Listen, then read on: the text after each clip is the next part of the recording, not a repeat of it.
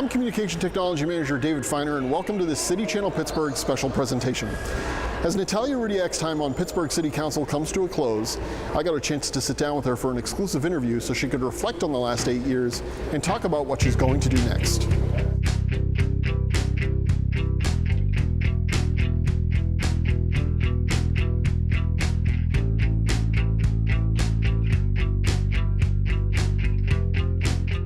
So the first thing we should do is let people know that we're recording this almost in October, but it's not going to air until November. As you enter the final few months here on City Council, are you starting to get a little nostalgic, sentimental, looking around, realizing your time's coming to an end here? Yeah, I mean, every time I enter the building and enter the portico, I look above at the ceiling and see the majestic arches, and I walk inside the hallway of the city county building, and I just see the grandeur of the building, and I go on the elevators and I look at the grandeur of this chamber, and I think to myself how grateful I am to have experienced the privilege of being able to work here. Well, before we get too far into the interview, let's take a look back first. Everyone knows you're a Pittsburgh born and bred girl. Yes. You were born and raised here.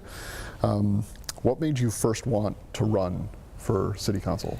Carrick was in the 90s. Carrick was still somewhat struggling, but it was a vibrant neighborhood, and when I came back, my neighborhood of Carrick was struggling even more, and a lot of the businesses had left, and there were a lot more abandoned storefronts, and so I really wanted to be able to help the neighborhood in which I grew up and see it shine again. And at the time, when I first decided to run in about 2008, I was working for a consulting company where I was traveling every single week, and I was just looking at spreadsheets and numbers, and it was, I learned a lot through that job, but it was also kind of boring, and I wanted something that had more meaning and more impact on the people. So you get elected, which I'm sure was a great day for yes. you. How quickly did you get your first call from someone who needed your help? It was actually the morning that I was sworn in. It was about 9 o'clock, and I was here with my then Chief of Staff, John Fournier, who was my campaign manager back in 2009. He's still around. And we were sitting in the office, and it was completely empty. There were just a couple phone lines, and I mean, just wires hanging off the wall. It still needed to be painted, it still needed to be refurbished and everything. And we're sitting there, and the phone rings, and we look at each other and we think, well, I guess this is our office now. I guess we should answer it. So I answer the phone and I say, hello, Office of Councilwoman Rudiak. And that wasn't even natural for me to say yet. But I answer the phone, and the woman said, there's a water main break out here in Beachview. I think it was Methyl Avenue. What are you going to do to fix it? And I said, ma'am, I haven't been sworn in yet. I need to go get sworn in, and so I can officially help you. She's like, I don't care what you need to do. You need to fix this right away. And I was like, okay, all right, ma'am. So then started a flurry of phone calls to try to figure out how to fix a water main break in Beachview. So that was a real wake-up call, and on the expectations of the constituency. How many water main break calls have you gotten? Oh, probably hundreds. Yes. Oh, okay. So after your inauguration, the City Council meetings start immediately. Yes. Did you already know how legislation works? Not really. I had read the rules of council. So we have rules of council, which are actually open to anybody from the public to read. If you just go on the city clerk's website, you can download the rules. And they're actually, I mean, for government dorks like me, they're actually really interesting, and they talk about all the different committees and the process for passing legislation, the different motions that need to be made. So I read the rules of council, but I have to say at the time the rules were not that clear. So I think even if you watch the city council meetings, which I did, it's still very different than when you're inside of it. So I remember sitting down with the city clerk, and she had to explain to me the whole process, and it took me about 2 weeks to figure out. The 2-week period, is that really how long it took you to get acclimated to, I mean, between the different types of meetings and figuring out how it all works? About so. I mean, because 2 weeks is about the timeline that it takes. I guess technically it's 3 weeks. So legislation is typically introduced on a Tuesday, discussed the following Wednesday, and there's a final vote on that legislation on Tuesday. I think, and not to get too deep into the rules, but I think what's very confusing is our Wednesday meetings. So our Wednesday meetings are standing committee meetings, and City Council actually has committees of the whole. So as opposed to other government bodies where you may have 3 or 4 members on a committee, on City Council, every single member, all 9 members are on every single committee. So we have a number of different committees: Public Works, Finance and Law, Land Use and Economic Development. So we have committee meetings where we have one committee after another, after another, after another on Wednesday, and that's where we have the bulk of our discussion is when the legislation is introduced through committee. But no one leaves the table, no one comes back to the table. We all just sit there and discuss for hours and hours and hours, and however long it takes to discuss the legislation. So I think understanding the committees of the whole concept was a lot at first. What are the committees that you have chaired, and which one of those committees is your favorite? Well, at first I chaired the Performance and Asset Management Committee, and that was under City Council President then Darlene Harris and Mayor Ravenstahl. And then under City Council President Bruce Kraus and Mayor Peduto, I've chaired the Finance and Law Committee. And I have to say, I prefer the Finance and Law Committee. There's more substance to it. There's a lot of responsibility associated with it, particularly as we renewed our contract with Act 47, our financial oversight body, as we were in discussions with the ICA, the Intergovernmental Cooperation Authority, which is the state appointed authority to oversee city finances, talking about all the budgets that we've had the past few years. I've been intimately involved with all the details of the city finances. So it's been a lot of work, but it's been rewarding. So still sort of at the beginning, what was the biggest wake-up call for you? This is going to sound funny, but it's the politics. I came in, when I was elected in 2009, I came in as a fresh face. I came in as a candidate that didn't necessarily have loyalties to any one side or any one faction.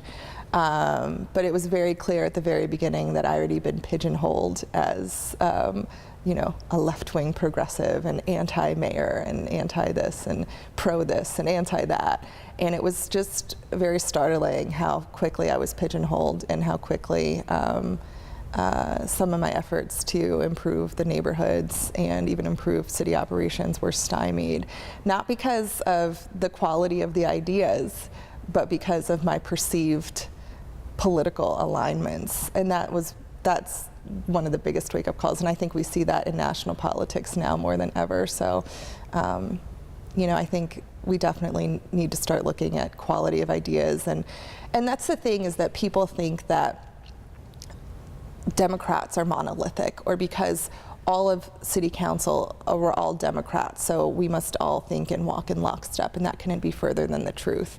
I think because we're all Democrats, we actually have more room to play with different ideas and think about different ways of doing things. And some members are more conservative than others.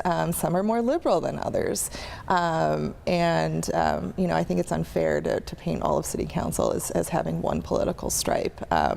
But yeah, I have to be honest, those early years under Mayor Ravenstahl were pretty tough. Well, if everyone fell in line and voted the same way, the meetings would be 5 minutes long. Yeah, exactly. And they're not. I mean, the City Channel staff were some of the few that actually sit through all the meetings. So, and for example, yesterday's was almost 2 hours long. Yeah, exactly. And I have to say, oftentimes, I know we shouldn't do this, but I'll read the comments on the Post-Gazette, or I'll read the comments on different articles, different publications. And I think you'll see it more from folks from outside the city of Pittsburgh that are like, oh, well, the mayor's a Democrat, the city's all Democrats. That's why the city's in financial ruin. That couldn't be further from the truth. There's so many intricate things at play. People don't realize how much oversight the state actually does have over the city of Pittsburgh in terms of what we can do, what we can't do, how our pensions are funded, what the pension rules are, what taxes we can raise, what taxes we can cut. It's so complex, and it's so much more complex than Democrat versus Republican or Democrat versus Democrat.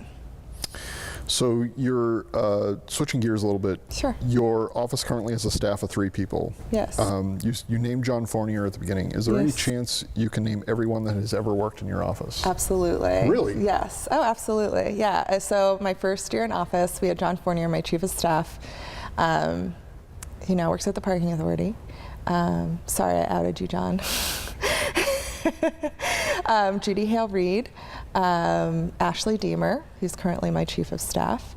Then we had Alex Pajukanix, who now works for the Department of Mobility and Infrastructure here in the city. And we had Dan Barrett, we had Adam Shuck, we had Bethany Cameron, and Megan Noof. Really? So, yeah.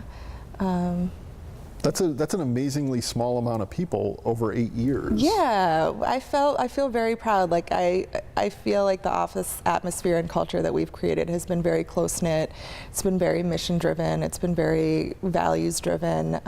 We sincerely bend over backwards for constituents in our office who call every day, you know, we're really passionate about all things South Pittsburgh. So speaking about that passion, Yeah. Can you talk a little bit about the current staff and what they each bring to District 4? Absolutely. So Ashley Deemer is our chief of staff, and she's manages a lot of the office, so office budgets and other, you know, staff budgets and things like that. She manages. She also is primarily. We work on policy issues together, so she writes a lot of. If I have questions or concerns about different policy issues, she'll write the memos for that. She is really an expert at writing legislation and has helped me write legislation. She writes our newsletter that folks may see every month. I think we're the only council office that actually puts out a newsletter every month that has all the district happenings, all the updates on everything from economic development to community festivals, and so we have all the meeting dates on there. I would say for people to just subscribe, but unfortunately we're out, so hopefully my successor continues the newsletter tradition in District 4.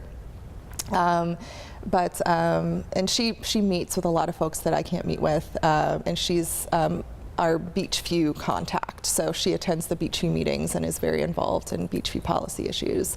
Megan in our office answers constituent phone calls. So she works really hard and answers sometimes a dozen calls a day or more. People don't realize how many phone calls we get a day, or a year for that matter. Thousands of calls that we have to answer. So Megan, she's like a detective. She's our case manager. She actually has a master's degree in social work and public health.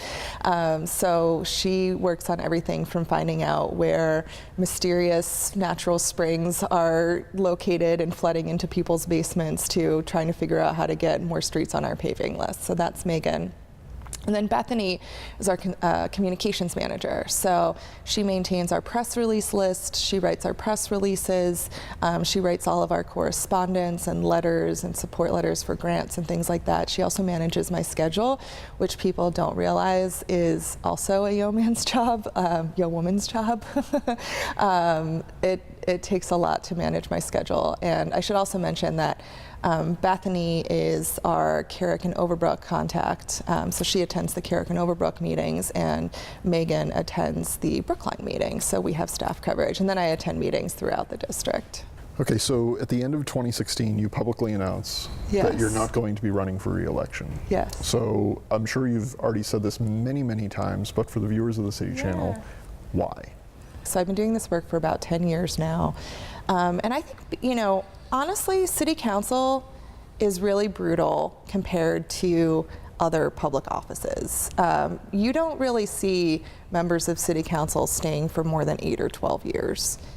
Now contrast that with state representatives. You see state representatives staying in office for upwards of 30 years. That's just a fact. And City Council, we're on the front lines every day. Whether it's the heroin problem or a burnt out streetlight, we are blamed for it all. You know, that can be kind of frustrating because I know that I work hard every single day to make a change in my district, but there are some things that are just bigger than I am or bigger than City Council. I mean, heroin is a huge one. I could talk about that for hours. We've been trying to figure out ways to tackle the opioid problem in the district, but in many ways, it reaches federal and state levels too. So, you know, I think I needed to switch gears and do something different. That's not to say that I won't come back to politics. I could see myself coming back in the future for sure.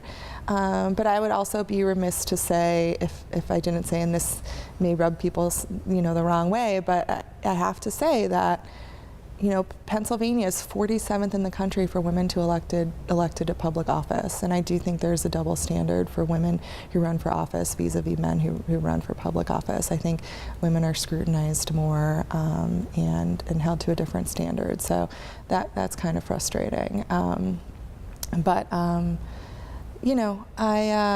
the other thing is, my mother passed away, as I mentioned earlier. My mother passed away in the summer of 2015, and I remember about a week after my mother died, someone tagged me on Facebook saying, "I know Rudiak's mother just passed away," and started complaining about some issue on their street. And I think that's when it kind of broke for me, when I was just like, you know what, like, I wanted some space for myself and my own grief, and so I had to figure out how to take that space. Now, it's been 2 years, so I've had a lot of time to process that. But at the same time, I think what people also need to realize is that elected officials are human beings. We have families, we have friends, and I ran for office when I was 29 years old. I'm the youngest woman elected to public office in the city of Pittsburgh, and I gave up a lot of my 20s and my 30s for this. So while my friends were going out and having fun and dating and living their best 20s and 30s, I was working 12 to 15-hour days. And so that's another thing people don't realize, is that in addition to our 9 to 5s, we often go to community meetings and community events in the evening. And so I think I just need to take a step back from all that. Were you able to accomplish everything in your 8 years? So, things have not moved as fast as I wanted them to. I will be 100% real on that. I'm very, very, very frustrated, and I am very frustrated and agree with my neighbors on some of the progress that we haven't been able to make in South Pittsburgh. So, for example, I'm a resident of Carrick. I live on Brownsville Road. There are a couple buildings on Brownsville Road that are blighted. So like Old St. Basil School and Berg Place are both blighted. We've been trying to wrestle them away from the hands of their private owners and put them back on the public tax rolls and put them out for developers to develop. But that has literally taken years, and that's something that I did not realize before I came onto council, is how bad people can be. There are really bad actors in our communities, and they really make it difficult for good things to happen. And I'm not even, there's bad actors like,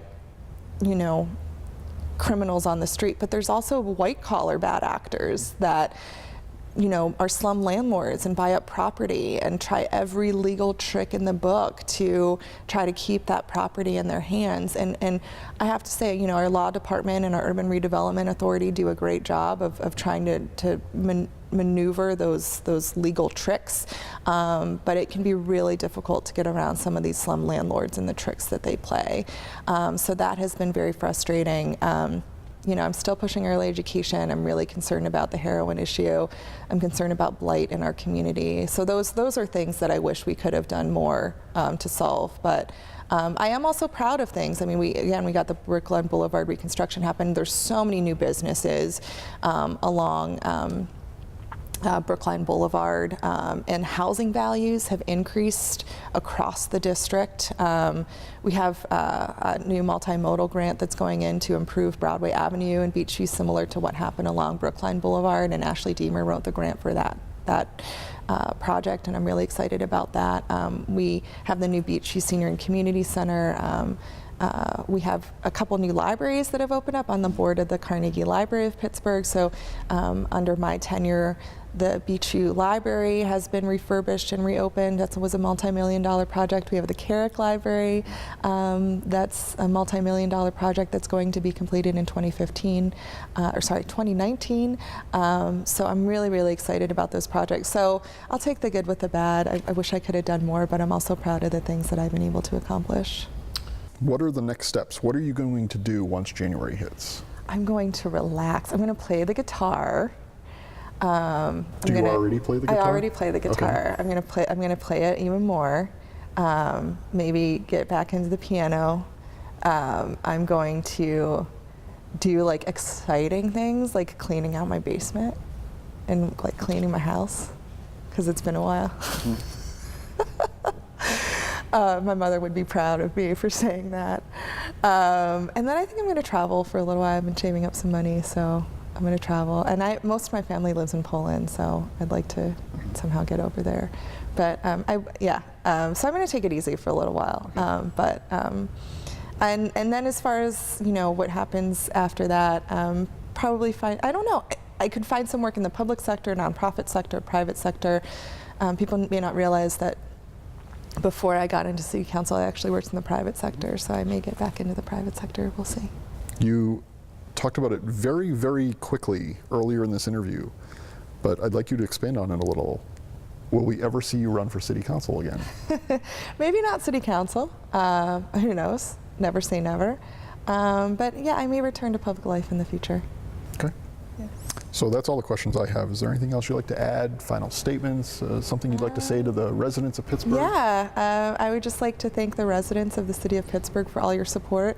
When I first ran in 2009, I was an unlikely suspect for city council. When I knocked on doors, I literally had people open the doors and look me up and down and smirk and laugh and just think, who's this young whippersnapper chick that's going to run for city council and change things up? But I'd like to think that I showed them and that I gained their respect along the way. So I really want to thank everybody, and I really want to encourage young people to run for office. Please, we need you. I know I'm leaving now, but it's not going to be forever. But I really, really, really want to encourage young people to run for office. It's very rewarding. You know, I think that there's a lot of emphasis on volunteering and charity work, and don't get me wrong, I think that's important. But that's really where individual support can meet individual need. The thing that's beautiful about politics and government is that you can influence systemic change and literally help hundreds of thousands of people with one stroke of a pen, or, you know, one budgetary amendment. And so, you know, there's an anecdote that I like to tell about a lot of women who may put $50 to their favorite breast cancer charity, but if you actually put $50 to a candidate, say, who's running for Congress, that candidate may be able to allocate $50 million for research for breast cancer charity. So you really have to put your money where your values are. And so if you're not going to run for office, and if that's not for you, consider supporting candidates with your money and your time. After sitting with her and conducting this interview, I know for a fact that Natalia Rudiak is extremely thankful she's represented Beachview, Bon Air, Brookline, Carrick, Mount Washington, and Overbrook for the last 8 years. I'm David Feiner with City Channel Pittsburgh. Thank you for watching.